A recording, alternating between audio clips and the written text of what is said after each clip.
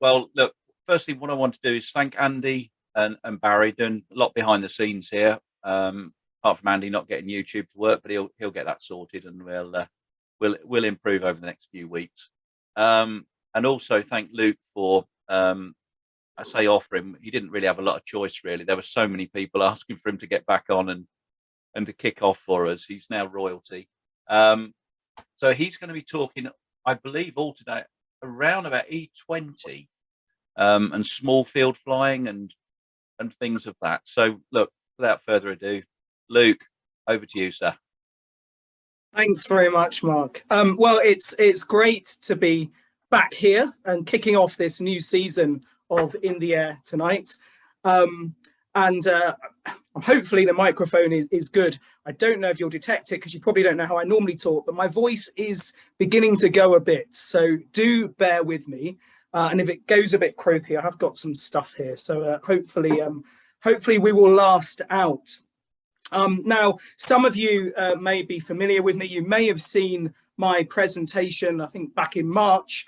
But in case you don't, I'll just give a few remarks, a bit of context of where I'm coming from by way of introduction. So if you don't know, I'm a priest, I'm a Catholic priest, and I've just recently moved to Ipswich, and I love aeroplanes. That's about all you need to know, really. I build and fly models in various disciplines, and I'm a proud member of two model flying clubs, the Peterborough Model Flying Club, which have really nurtured me from my youth, and the Watton Radio Model Club, who are some great guys. And I relax and recharge by flying models, and if I can't do that because of the weather or anything else, then I'm in the workshop messing around with bits and pieces. Do lots of different things, but I have a particular passion for free flight duration.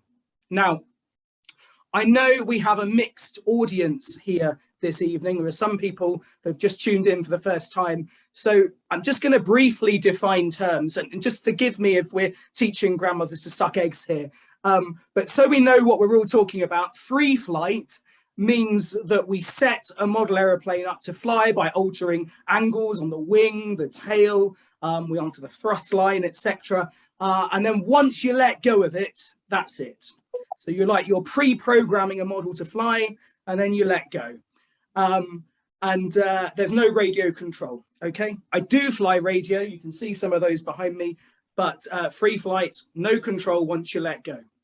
Models can vary from scale and semi-scale models. You might be able to see a couple of scale models on the ceiling, I don't know, to sports models and duration models. And duration models, of course, are meant to fly for a period of time, a long time. And competitions are held regularly across the country to compete, and each class of model having its own sets of rules and characteristics. Now, I love all things aeromodelling, and aviation fascinates me, but there's something about free flight duration that I think is magical. And in my opinion, unlike any other aspect of the model flying discipline. Taking a model that you have put together with sticks of balsa and tissue, perhaps a bit of carbon fibre if you're that way inclined, and then tossing it into the air and see it hop around in lifts, sometimes out of sight, is almost a mystical experience for me. And there's something, all the time, which is just magical. Now, whilst there are lots of different classes of models that we can fly, I prefer the smaller or mini classes as they are known. And these days, I have a practical reason for this, because the larger classes normally require at least 5 flights to be done during a competition. The smaller classes, typically 3 flights. Since many competitions are on a Sunday, turning up to a competition on a Sunday afternoon and putting in 3 flights is just about doable. I've done that. I've even made a fly off. But 5 flights is pushing it even for me. So as a junior, I used to fly Coupe, which I suppose is a mini class, but that's a 5 flighter. So I probably won't be able to fly that again. But my real success and interest as a teenager was with CO2 powered models, and I still fly these today. They're around sort of 30-inch wingspan, and I love the way these models potter around in lift, almost sniffing it out. And the models I'm flying today and competing with today are the same models that I built and designed when I was 14, 15 years old. They're still performing well, but I think it's about time I probably built a newer version. So I've also been experimenting this year with rocket plane duration, so TSP motors, aka the new Rapiers. So I don't know if you know what these are, but closer to JetX than STs. You like a little cartridge and they go off for a short period of time. These new reliable motors are a lot of fun and a bit of a game changer, although trimming these little models that fly at great speeds is a challenge that, to be honest, I haven't quite mastered yet. But there's lots of fun and lots of potential for contests. And the Peterborough Model Flying Club have successfully run rocket duration contests throughout this year. Now I'm going to start screen sharing, so let's hope this works. If it doesn't, then I won't do it. But anyway, let's see. Luke, while you're screen sharing now, I'm just going to come in and say that Nicholas A32 suggests that Luke's RC has no control either. So I don't know. He said he might heckle. Yeah, anyway. I'll get you next time, Nick. Right, okay. So, yeah, rocket duration. Can you see my screen? Yeah, good stuff. Okay. So, no. Let's stop that again. Why? Don't know why it's not playing. Hang on a second. Just while Luke's doing that as well, if you've got any questions and answers, please put them through the Q&A box. I should have said this at the start, but again, we're just remembering what to do after a bit of a layoff. So just bear with us on that. But Q&A box, and then we'll relay them to Luke at the appropriate time, or not. Screen, okay. Share.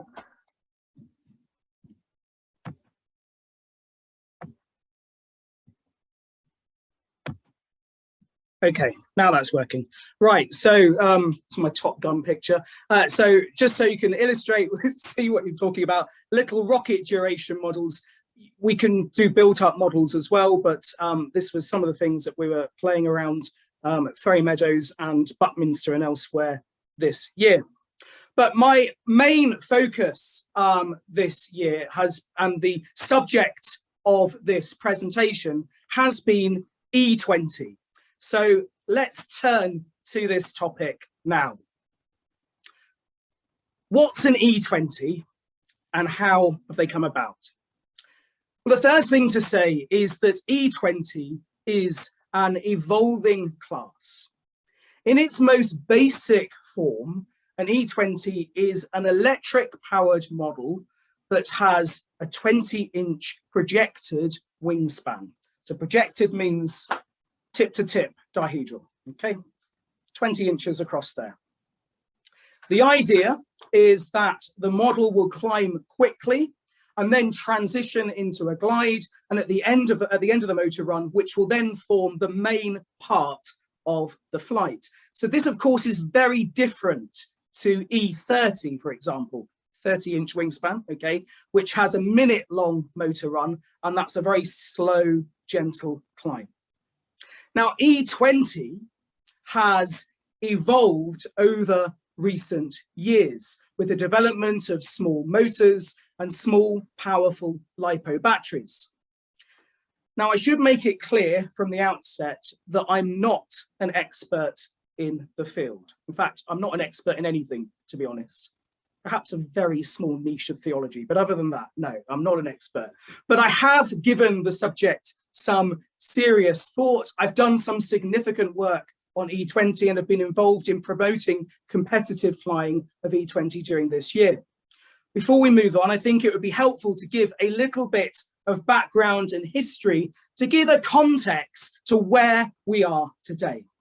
And I'm indebted to fellow Peterborough Model Flying Club member John Whitmore, who's been involved in the development of this class and started to put together a bit of history of its development. I know he's probably watching. I think I saw his name. And he sent me some notes earlier. So I started typing them and then he sent me some stuff. So I've used a lot of his material here because he's more succinct than I am. So Jonathan notes that E20 developed from P20 in early 2013. And it seems that the US developments and the ideas of the late Ian Middlemas, another Peterborough Model Flying Club member, those seem to develop almost virtually simultaneously. We have evidence of the Willamette Club in Oregon as a major driver in the US, announcing a contest in their March 2013 newsletter for E20. Ian developed the class over in the UK and documented his progress on the Peterborough Model Flying Club website. And I would encourage you to have a look at the PMFC website and articles if you're interested in this. It wasn't until 2014 that the American rules were settled and adopted in provisional form. And that was also the first year that the Peterborough Club flew to Ian's Ferry 500 setup as part of the Ferry summer comps. And that was done to a 12-second motor run. I don't need to remember too much of this because I'll come back to this in a few minutes, but just giving you an overview. Peterborough flew Ferry 500 in 2015, 2016, but it fizzled out and sadly Ian died in 2017. More recently, in reviving the class as a tribute to Ian, John in 2018 made timers and there was an article and a free plan for the Ferry 500 class model in the 2019 or in a 2019 aeromodeller. So these are some pictures of the Ferry 500 model. The plan is available for that. That's John's building pictures from Dave Clark, I believe. During this time, American rules were fixed to a specific park zone motor and battery. And so they probably had a more consistent development and growth over those decades were more consistent. As always, the availability of powertrains is a major factor, especially things like timers. America opened up the rule to general 8mm motors in 2020, and in 2021, they fixed it to 8.5 millimeters, 8.5 times 20. Now, I'm going to go through all of these rules in detail in a moment. So I'm just giving you a few little indicators, and then we'll dive back in. It's important to note that E20 and all electric classes, to a point, evolve as technology improves and components get easier to get hold of. I think this is something that we struggle with a bit in the free flight scene because it's not rubber power. You know, the speed at which battery technology, motor technology keeps on changing means we've got to keep on tweaking the rules and create a level playing field. And what we've seen is that rules for E20 have developed organically and concurrently, meaning that different iterations of the class have sprung up in different regions. So Ian Middlemas developed the Ferry 500 class with its fixed powertrain, and then this developed into an open E20 class. So John took those rules and opened it up a little bit more. We're going to have a look at those rules in a moment because two sets of Peterborough rules emerged, a Ferry 500 and an open E20 event. Great for small field flying, but there's some drawbacks to those. So hopefully you're with me so far. You've got this desire to create 20-inch duration model using electric motors, and you've got a couple of sets of rules emerging in the UK, and you've got rules emerging in the US, and people doing slightly different things all over. But lots of exciting developments and local clubs competing in E20. Ferry 500 here, very much the UK sort of staple of E20, and these FET timers, which you can see, which Ian made and then John Whitmore has made. So the FET timer, if you can see on the cursor, is this device here, which you zap those two connectors with a 9-volt battery, and it's configured to give an 8-second motor run on this 2-cell LiPo battery.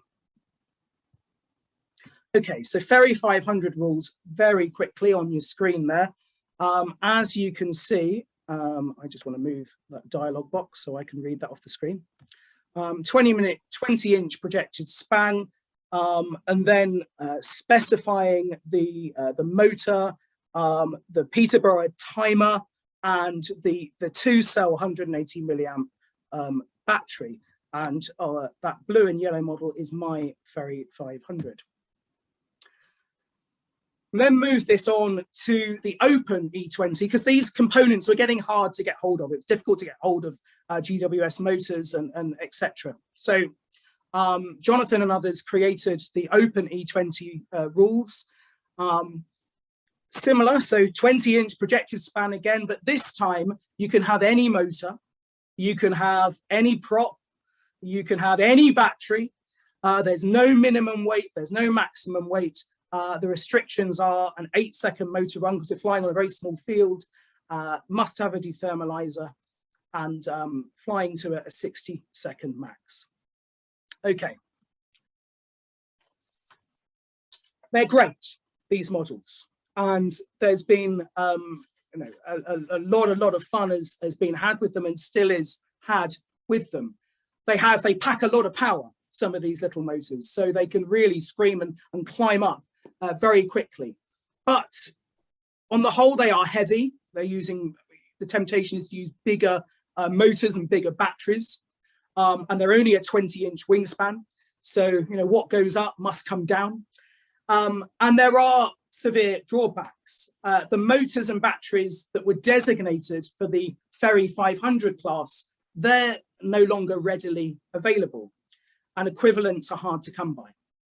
Furthermore, whilst these FET timers, so these little components which you zap with a 9-volt battery, they're excellent, but they can be off-putting to those of us who only have a rudimentary electrical and soldering ability. So look, I'll come clean. I have to confess at this point, so you know where I'm coming from. I'm an aeromodeller. I'm not an electrician. I can solder, but I'm not great. I have a rudimentary knowledge of electronics. I like to build and fly model aeroplanes. I like trimming, looking for lift, competing in competitions. But if I have to spend hours soldering components together and working out thrust ratios and everything, that's where I begin to get lost. That's just where I am. I know other people really enjoy that side of stuff. So I built a Ferry 500, but then after that, I wasn't really sure where to go with the whole E20 thing. Timers and components were not something that came easy. And in the meantime, because I'm a relatively young man and I'm a YouTube generation, I start looking around and seeing these models in the US and think they look brilliant. There's all of these different E20s. What are they doing? What's happening in America? Why have they got these kits available, etc.? So this put us on to a bit of a discovery. If something is to survive, it must grow. And inevitably, if growth involves development and change. If you stay static, you die. That's true of the spiritual life as well, but I won't go into that now. Two significant developments in the world of E20 occurred in 2021, which demonstrate, I think, the potential of this emerging class. The first is what happened in America. So E20 as a class has enjoyed far more popularity in the United States than in Europe. And in the US, E20 have been flown for several years under provisional rules. These rules now became codified into the E20 class and echo what others were doing in other parts of Europe. This meant that for the first time, what an E20 looked like in terms of model specification and powertrain was clearer. You could say that that was an E20. So let's just take a closer look at these rules. Okay, hopefully you can see that. So these are the rules that America adopted, the National Free Flight Association Society in America codified, and we largely adopted these then for running events in Buckminster, the Nationals, and a postal competition, which I'll come back to in a moment. Okay, so projected wingspan, let's move that over there. Projected wingspan, not to exceed 20 inches, okay, monoplane, straightforward, still the same as the other two classes so far. No auto services except dethermalizers. Well, that we didn't spell that out, but that was inherent in the other two sets of rules. Model weight, model must weigh at least 1 ounce, that's the Americans, that's 28.35 grams, 28.35 grams, sorry, in English money. Okay, so there's a minimum weight now. Motor eligibility, models must use an 8.5 millimeter times 20 millimeter coreless, that's a brushed electric motor, no gear drives are allowed. So direct drive motor, little drone motor, okay? Propeller is not to exceed 2.7 inches in diameter. The battery required is a single cell LiPo battery, so 1S. There's no limit on the capacity. In the UK, we said no high voltage LiPos, and we did that for the postal. I understand the US rules last year, they introduced high voltage LiPos. I personally think that ruins it a bit, but that's just me. Okay. Okay, don't want to go there yet. Hopefully you're with me. If you're not, bear with me. So those are, largely speaking, American rules, which we adopted to fly at various events in the UK, which I'll explain a little bit more about in a moment. Now, the second significant development is the availability of the components. And this, guys, really is a game changer. It makes E20 accessible to all who want to try free flight duration in this great electrical class. Now, I might get his name wrong because I've only ever corresponded with him. I don't think I've ever said it aloud, but Meli Caracelli or Caracal of BMK Free Flight Products has produced and made available ingenious, lightweight E20 timers. He also produces all kinds of trackers, even GPS now, E36 timers. And I know Chris Edge is giving a seminar in a couple of weeks where he's going to unpack the BMK story in detail. So I'm not going to talk at length about this. I just want to focus here on what pertains to E20, but as a little bit of a taster of what's to come when Chris talks. The long and the short of it is that BMK produces fantastically simple, cheap, reliable timers. And these timers incorporate a DT, a simple coil element that heats up and burns through a rubber band for the DT. And the timer costs a very reasonable $14.99, which I think is incredible this day and age. And for those people that actually want a whole package, okay, so you decide, I want to get into this E20 game, how can I do this? You can pay £30 and Meli will send you a motor, a timer, a battery, a charger, a propeller, an extension lead. In short, everything you need to get started. He then fits them with micro JST plugs. So you don't have to solder, which I jumped up in the air about. Hate soldering. So it really is plug and go. And importantly, these motors, timers, and batteries are configured for these rules, this NFS standard E20 rules. So we had these two developments, the development in America the availability of these great packages, what were we going to do with this? There were no competitions. What were we going to do? Well, we started some. Peter Gibbons from Peterborough Model Flying Club and myself decided to start running some low-key events at BMFA Buckminster on a Monday. We provided small cash prizes, certificates, and we just saw what happened. We ran 5 rounds through this last year with some success. We ran this as 2 events, one using these rules and this setup, and the other one to the open E20 Peterborough rules. Importantly, of course, for those of you that are eagle-eyed or have noticed, you can fly these models, these modern models with the BMK timer to the open rules, the Peterborough open rules, simply shorten the motor run. So by changing the motor run, the plane is, I can't think, you know what I mean, it's been a long day. Eligible for both classes, eligible for both classes. Did I have another thing? I didn't. I should have had there as well that the motor run is 20 seconds on there. I don't know why I've missed that out. Anyway, so that's an important point that I'll come back to in a few moments, okay, towards the end of the talk. 20-second motor run is allowed here. With the Peterborough rules, 8 seconds at Ferry Meadows. Sometimes we bump that up to 10 seconds or 12 seconds in various circumstances. Luke, can I just ask a very quick question coming in from Colin Arnold? NFS rules, any limits on fuselage length or tail feathers? No.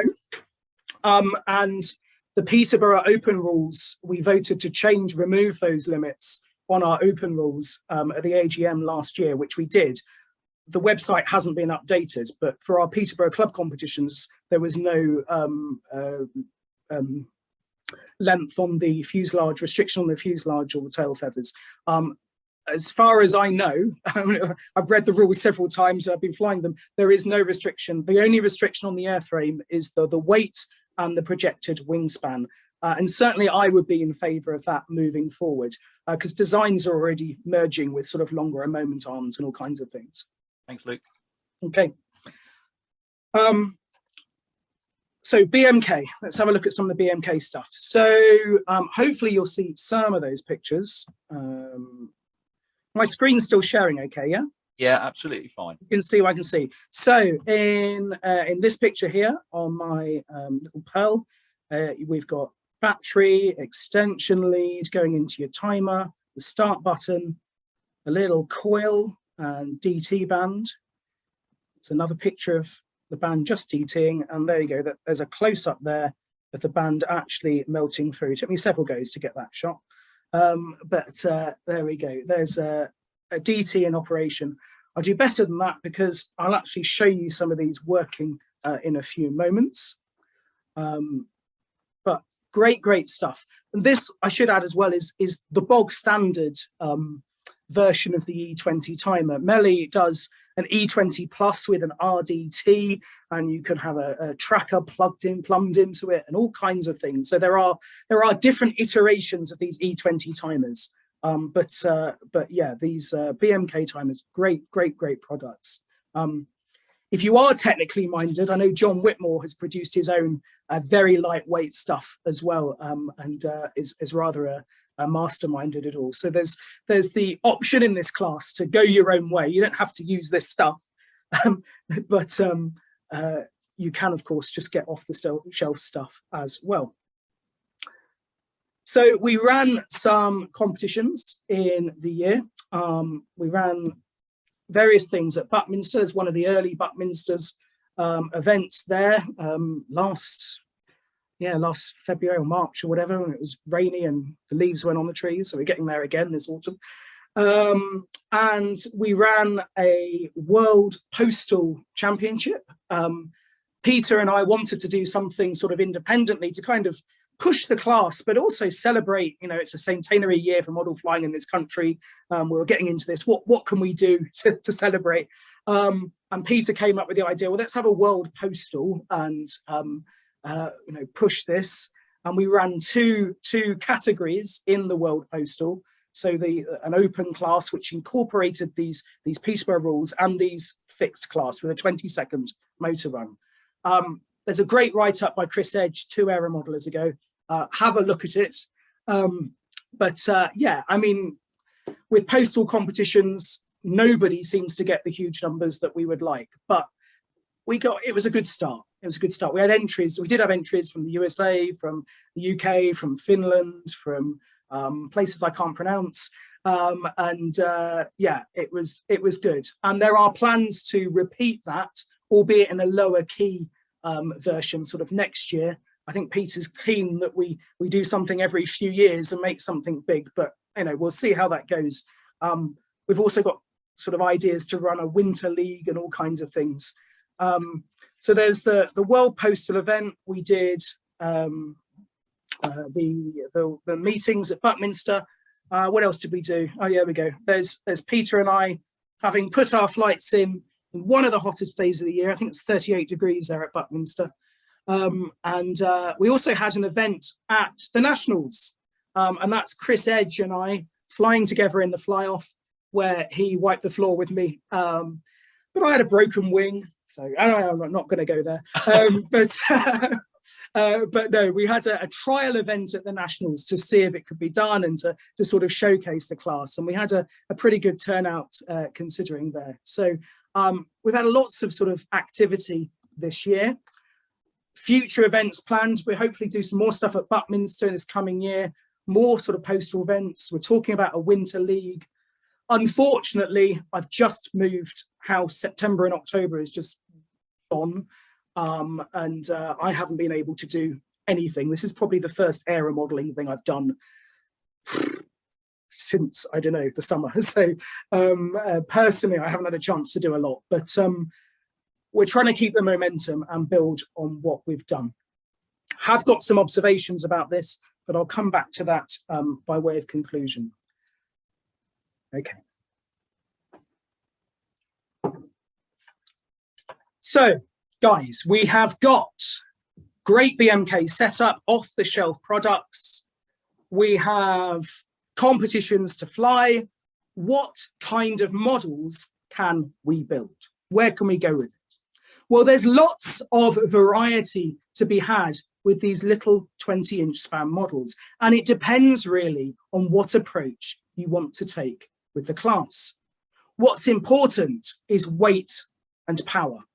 You need a light model and a battery that's decent, otherwise simply the model won't climb. I'll talk about batteries in a moment. One approach is the scaled down classic power model designs of old. And to this end, Joshua Finn of J&H Aerospace has produced a wonderful series of micro power models as E20s. So we've got the micro Starduster, which I was holding in the last picture. I might stop sharing for a second. There we go. Yeah, so we've got the micro Starduster. Hopefully you can see that. Yep. There is the micro satellite, very attractive little models. Nice. Okay. And this climbs like a beast. Difficult to trim this one, but it's going well now. Micro Pearl, micro Ramrod, micro Piccolo. I've got a Piccolo to build actually. I know Peter Gibbons and others have made 20-inch versions of Dixielanders, of Witchhawks.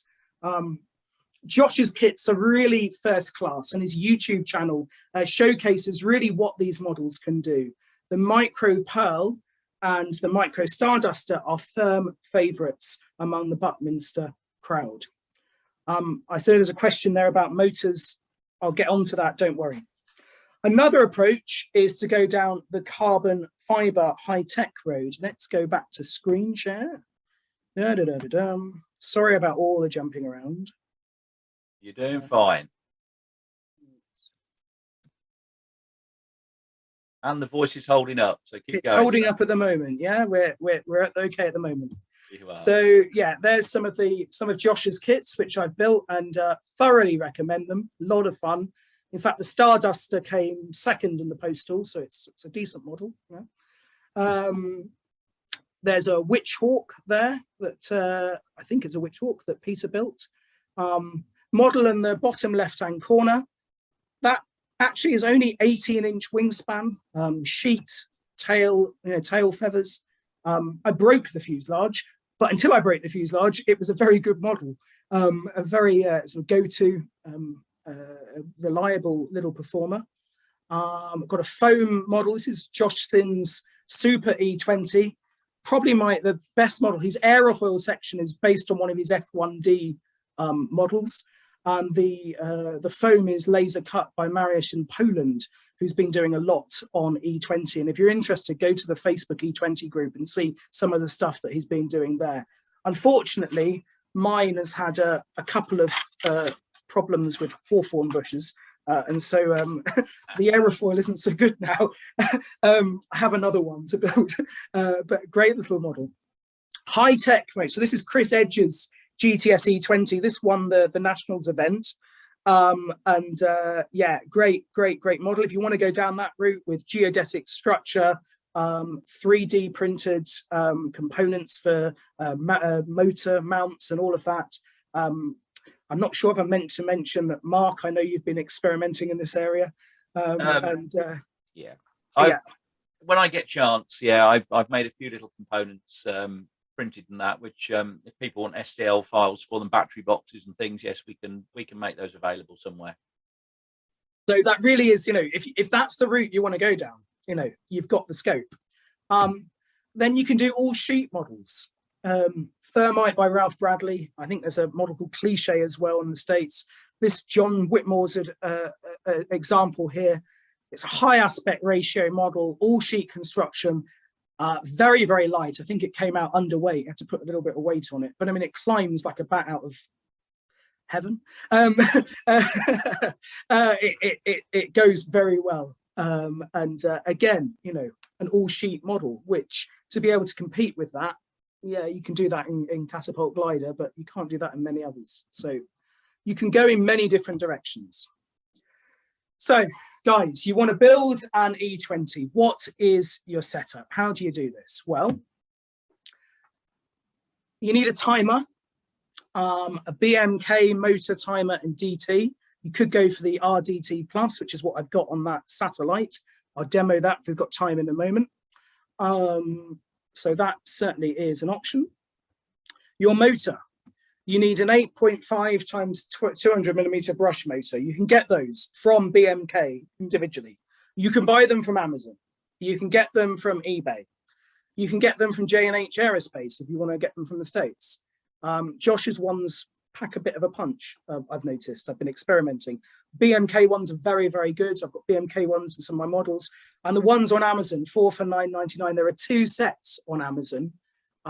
One has a higher RPM than the others. So just look at the spec.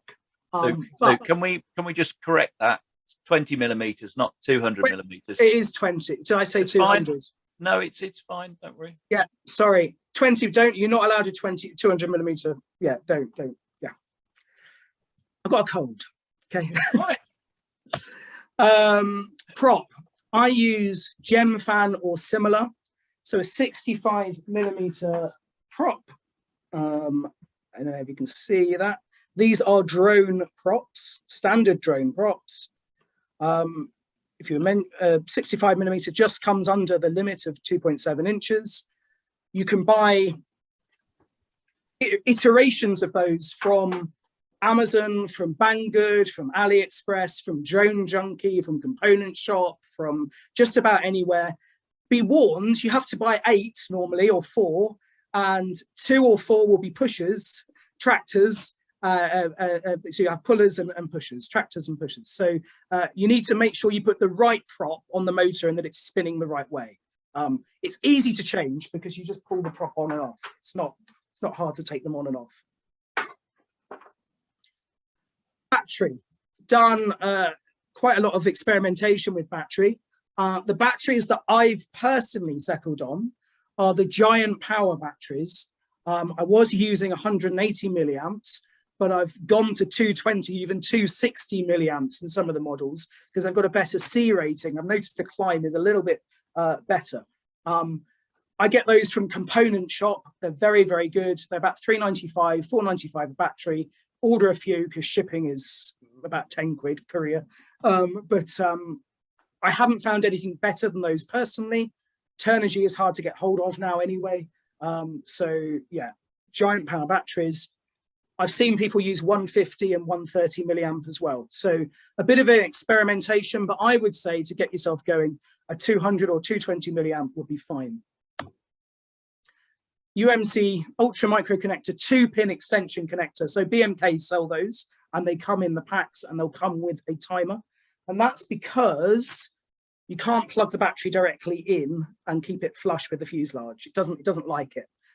So you need a connector, which I'll show you a close up in a moment. And I suggest you get a tracker because they're tiny little models and they fly a long way. We can fly them without trackers, and we do. And I've broken one of my trackers and lost the other tracker when I crashed the model and it fell out in long grass. So I'm flying without a tracker at the moment, but I need to get some more for the new year. BMK sells very lightweight trackers, which using a cable, so I had to do some soldering, using a Y cable. So we soldered some of these cables together into a Y lead. Don't know if you can see that. I'll take it off screen share in a moment. And then you can run your tracker off your flight battery. Charging. This is my favorite charging setup. You get one of these from Amazon for about $9.99. And then you get a power pack. My power pack go-to of choice is Juice. They don't pay me to say that. It's 10,000 milliamps. You can get better ones now. And it's very simple. Let's stop sharing so I can show you this properly. Okay. So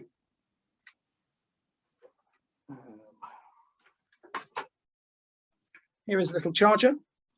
Here is a power pack. You plug the power pack in, like so. Take your battery, put your battery in, and you'll see that little light glows and it will go out when it's charged. So you can charge at home, but obviously you can take this to the field and you can keep charging your batteries. And in fact, you can charge multiple batteries at any one time. Sometimes you need to take it out and put it in again if you're adding it when it's charging. And that whole setup, I think a Juice thing costs about 15 quid. That's 10 quid. For 25 quid, 30 quid, you've got a charger. You can charge 6 batteries on there. I always fly competition flights with fresh batteries. You can get multiple flights out of batteries. With a BMK timer, if you use one battery and you keep on using multiple flights on that same battery, they'll get to a point where there won't be enough power for it to fire the DT. It won't heat the band up. So it'll fly your model, but it won't necessarily DT. So I always use a fresh battery, and I don't know why you wouldn't, but you know, that's me.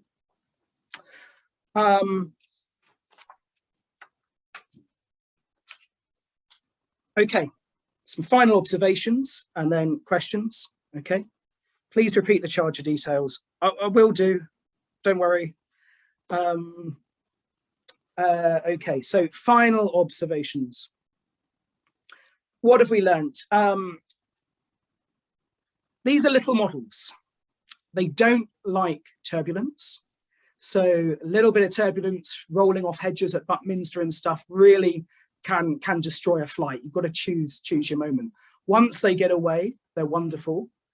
They fly quite fast, and so little warps, little changes, things that aren't lined up, change your trim, wreck your trim very, very quickly. So you've got to check and check again before you fly, and that pays off.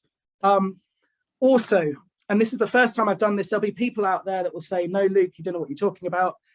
And I don't know what I'm talking about, but this is my experience. These models go where they want to go. So you trim them. Sometimes I trim them for a right pattern and they'll go on a right pattern, right climb, right glide. Sometimes I'll trim them and they just won't, for whatever reason, it's working against it. There'll be a warp or something. And so, right, if it wants to go left, it will go left. And it flies left. And so I got over it. I got over my pride and think, well, if it's going to stay in the air for 4 minutes doing left, it'll do left. I had my favorite model, which unfortunately I broke because I didn't check that it was lined up properly, went right, left. And actually, I think right, left or left, right really helps the transition at the top, because you know, something to kick it out at the top of the climb. If it's going the opposite direction, I think that helps, but you know, that's just me. Some people have different approaches. This is what worked for me. The other thing, which I didn't think it was very contentious. I didn't think it was very contentious, but it seemed to be. There was a lot of people that were asking us around the time of the postal competition. People seem to think, some people seem to think the 20-second motor run was problematic. Now, I didn't make the rules up. I adopted them from the United States that have a 20-second motor run. And I like the 20-second motor run because, yes, there are people that make, you know, that will max. But if you're new to the class, if you're learning, if this is your first kind of thing, or even if it's just, you know, you're not at the top of the game, a 20-second motor run levels a playing field. Now, the question is, or the question is, the truth is, you know, people haven't all been maxing out in the competitions. If people maxed out every time on a 20-second motor run, then I'd say, yeah, perhaps this is too easy. But then you still have a fly-off, and a fly-off separates, you know, the winners. And, you know, I've flown CO2, East Anglian Gala, year before last, where we flew on, we all made the fly-off in a 2 minutes. So, you know, and I'm sure Mark's had competitions and things where, you know, we all make the fly-off sometimes, but that hasn't been the case yet with E20 in the UK. Should we drop the motor run? Well, we have dropped the motor run when conditions warrant it. So, okay, yes. We've dropped the motor run in for 10 seconds. We've dropped it for 15 seconds on a windy day. Perhaps it should be dropped a bit, but that's another conversation to be had on another day. Okay. Luke, let me come in there a second, Yes. just to give you a chance to have a bit more of that holy water. The observing it, I think the whole point is, at the moment, it's still in its infancy, and I think it's all about enjoyment and fun. And I think giving it a little bit extra motor run is probably a sensible thing. In the UK, as opposed to other countries with larger land masses, the conditions are always a little bit rougher in the UK. Some of my buddies are in the room, and one especially from the US, and he'll tell you all day long that, you know, flying in the UK, it's a lot more turbulent. It can be a lot more bouncy. So I think you know, give it a few more years, get it built, and then you can look at the motor run once people start to get used to it a little bit more. And that would be my observation from watching what went on, you know, and I've seen a lot of you guys flying, and it's good.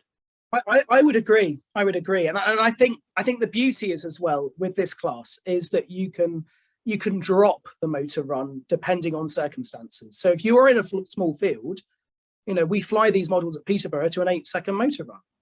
Same model, same setup, we've just dropped the motor run. If it's particularly windy and you think we're going to be outside, you drop the max, you drop the motor run.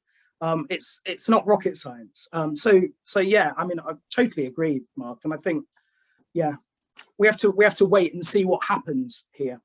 But motors are readily available, batteries are readily available, timers are readily available, and there are some great kits as well. So have I got time to demo stuff? I'm conscious I've been talking for a long time tonight. Should we? Yeah, I think we could do a little bit of demo. There's one or two questions here. There's a couple of questions, but most people are just listening. You're covering everything. So unless there's 50 questions come through, I think, you know, you carry on demoing. Yeah. Okay. Okay. Yeah. I know there's something flashed up about the Juice power packs have a cutout. They do. That's never been a problem. I've been charging these batteries off Juice power packs all year. Please repeat the charger details. BMK does great charger. BMK does do a great charger, but you only charge one battery off it. You can use the BMK charger. Yeah. This charger is screen share. Share. They're the charger details. Okay. It's that little device from Amazon. It's Amazon UK, so I don't know what's available in the US. and any power pack, that's half decent will do it. Of course, that's meant to go into a USB-B charger, and you take reasonable precautions when charging LiPo batteries. I mean, I don't need to spell that out. Obviously, in the field, I put it in a LiPo bag in the field. I don't, charge it in the boot of the car or anything. But these are small 1S batteries, so it's a little bit more containable than a big 6S pack. But yeah, anyway, you do that at your own risk. Just one point. Jonathan Whitmore's just come on and said, "Are we able to contribute by video audio?" I think, Jonathan, if you've got anything that is going to help people, if you can get that across to Andy on the email link, what we'll do is we'll make it available to all. We're just getting a bit tight on time, so I'm just conscious that we want to let Luke finish. And but any information like that or any videos and things like that, we can. When Luke's finished, we can bring him in as a panelist, so that's no problem. Yeah. Jonathan knows a lot more about the electrical side stuff than I do. As I say, I'm an aeromodeler, not really an electrician, but I have been doing this all year. So it's just really sharing my experience and what we've been doing. So I've taken it off screen share. Hopefully you'll see this is the Starduster. We've got this little GemFan prop, the motor, which is mounted. Melly from BMK got me onto this bit of heat shrink tube, so that the motor goes into the mount. Then we got our timer and our battery and our DT activated. And what we can do is I've set the motor timer and DT for 5 seconds, I think. So hold the button and let go, and that will run. And hopefully, yeah, and then it's DT'd. Yeah. So a very simple setup. You time the motor by holding the button down when you plug the battery in and counting flashes for both your motor run and for your DT. If you want to go a little bit more sophisticated, you can go to the RDT Plus. So similar setup, but this is a radio DT.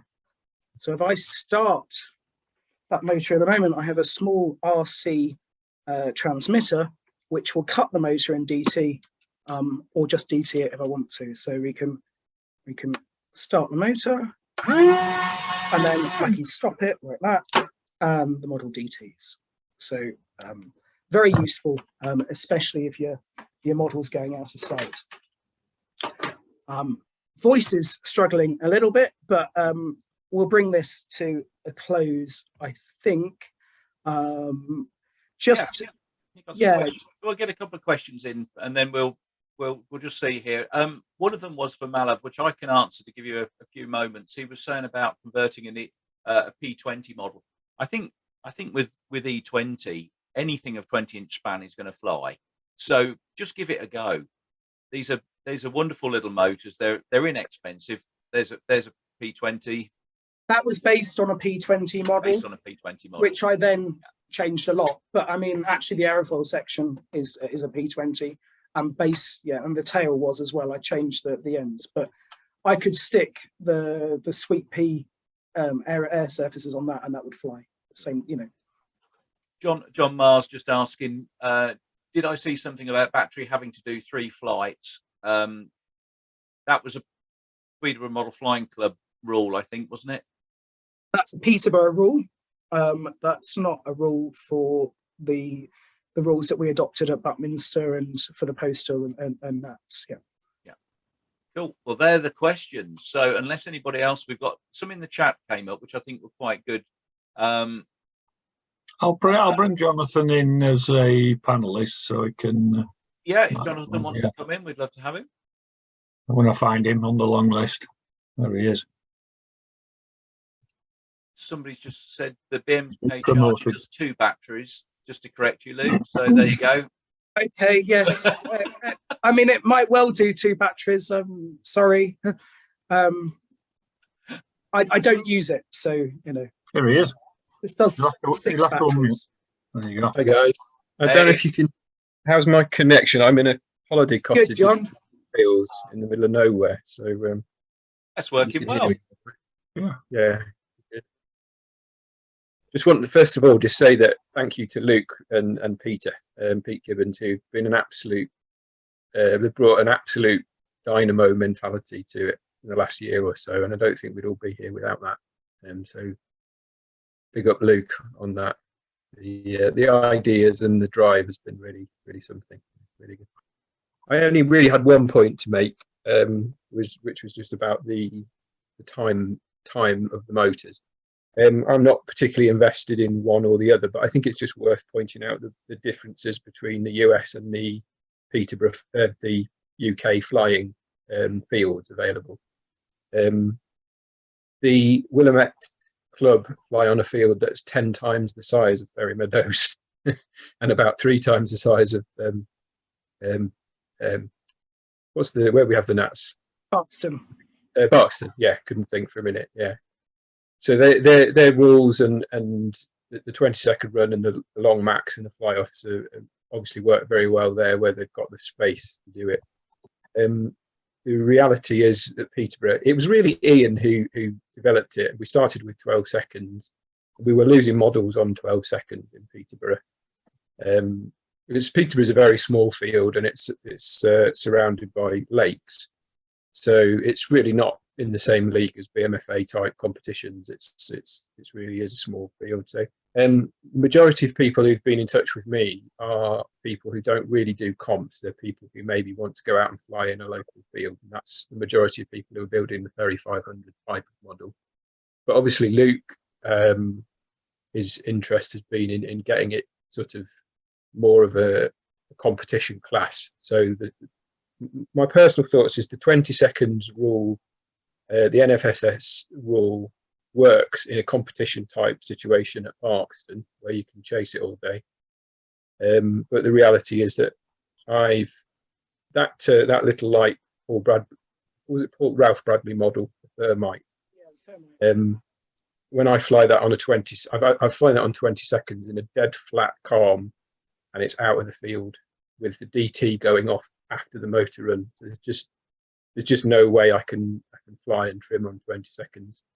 So there's a big difference between the way we fly in the UK and the wind and the conditions and the style of model that has resulted in versus the American one. Now, I don't have any particular opinions on how we go forward. I think there's scope for adapting a rule like 20-second rule, and then saying perhaps on the day like 10 seconds instead. Obviously just wanted to make it clear that that's where the differences over the 10 years of developments have really come from. What we fly has developed because of where we fly and how we fly. That was it, really. No, I think you're absolutely right. And I witnessed the nationals, and I'm seeing you guys flying as well. And on a nice day when it's buoyant, these things just disappear. And actually, the biggest issue is actually finding them or actually watching them in the air. They're that small. You've got binoculars on them. So I think it will evolve. I think the most important thing is giving everybody a shout at it, let everybody get used to it and enjoy it. That's what it's all about. It's a small field flying model, really, but with massive performance. Yeah, this is the crazy thing, is that when you start with the weight, they are nuts. They are like E36, so 20 seconds. Imagine flying E36 in 20 seconds. That's the kind of, not but quite in that league. You're really good at building to weight. A lot of people aren't at that level. That's the thing. Yeah. And so if you 5 grams more changes it completely. It does, yeah. That's worth pointing out as well, is that these little 8mm motors, they haven't got a great deal of thrust. So if you build overweight, they're quite sedate. If you build them to weight, they're really fast. So that's an important distinction. And it is a challenge to build to 28.35 grams. It's much, 30 grams is all right, 32 is all right, but you start getting to 35, 36, 37, and it changes the flight profile a lot. Really does. And you start to need thinner airfoils and flimsier structures and things. And that is really why Ian ended up with that motor. And the model's coming out at 60 grams, as he couldn't build a 30-gram E20. That's the reason. And he couldn't. So that power and that weight and that consequential poor glide was pretty much because Ian was not the latest builder. But what came out of it was a great beginner standard model. So that plan is, you could give that to a complete beginner and they could come up with a really fun model. I noticed at the Flying Aces this year, they flew, I think it was a GTS model. No, it wasn't a GTS, but it was, anyway, it was an NFS style model flying to the Open Peterborough rules, just reducing the motor run. Yeah. And the guy did it very successfully. We had a junior flying as well. But what I think is really important about this class is that you can do all these things. And you can have all sheet models and foam models and different iterations. And I think that is a real sort of sign of hope. You know, there's free flight duration is dying, and that's the sad reality. They are great accessible first models. They really are fun. What we need is kits and more plans in the UK. Yeah. And particularly sort of, easy to build kits, perhaps foam or all sheet models that you can say to not just a junior, but someone who hasn't built one of these before, stick that together, stick this in, see how you get on. And then, then you can go down the lightweight high tech route as well. But brilliant. Thank you, guys. Reasonable duration. The Ferry 500s would do about 45 seconds in dead air.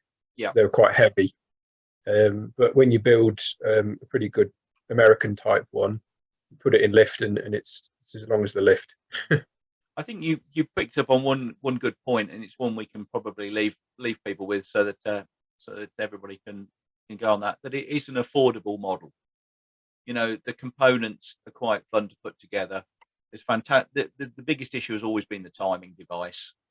You know, that is sorted now. There are others on the market as well, but there's, the BMK one, we've all seen it, we've all tried it, or a lot of us have, and it is excellent. So game changer. It's a very affordable, small field model with great performance, and if you want to run it for 40-50 seconds, put it through the clouds, off you go, fill your boots.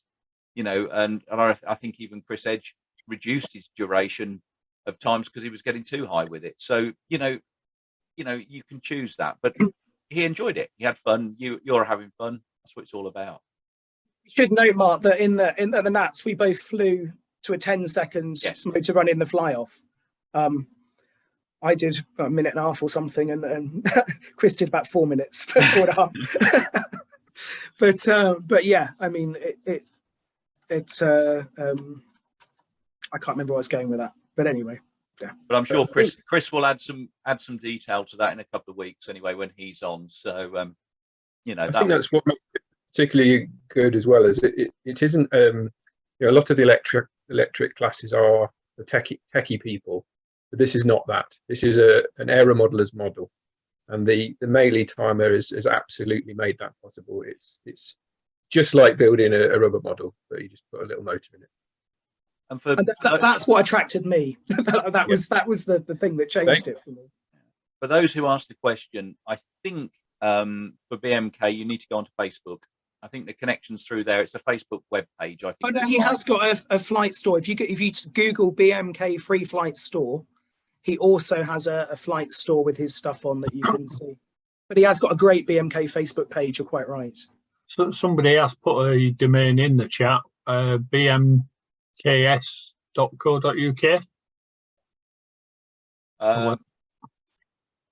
It's something like that. It just flashed up, yeah. I'm just having a quick look. You will find it through Google and other search engines and that. So yeah, it is. I'll put it in the chat as a proper link if anybody's interested. And like I say, check. As Luke said earlier, there's plenty of stuff on the Peterborough Model Flying website as well, Flying Club website. Everybody's looked at that. Go and have a look. I should mention, Mark, as well, I have a website, e20world.com, with links to BMK and elsewhere on it. We created it really for the World Postal, but there's lots of information on there as well, which will get you to Peterborough and BMK and our Facebook group. So that's e20world.com. Information on there as well. So go and have a read. Brilliant, thank you. Well, we'll start to wind this up. I just want to put Bob Hedgie, just excellent presentation. Many thanks. Stuart Marsden. It will be available. I was at VMC with Andrew Boddington last week. Sam's was Oh, that was somebody else is having a separate talk about Sam's on there. That's good, isn't it? They're completely ignoring you and having a separate chat in the chat box there. Well, why not? I think Fantastic session, guys, from KJRS. Andrew Green, yeah, he was talking about the website. Great talk from Simon V. Really enjoyed it. Looks like a nice competitive class. Yeah, many if I could just, Mark. Sorry, if I could just mention that answer the question that Sam's, when Kev Wallace was running Sam's, he actually came up with an E20 kit, and that's what they're referring to. And Right. BMC bought all of that. The issue with that, it's not really an issue, but it was not. It was an open E20 model.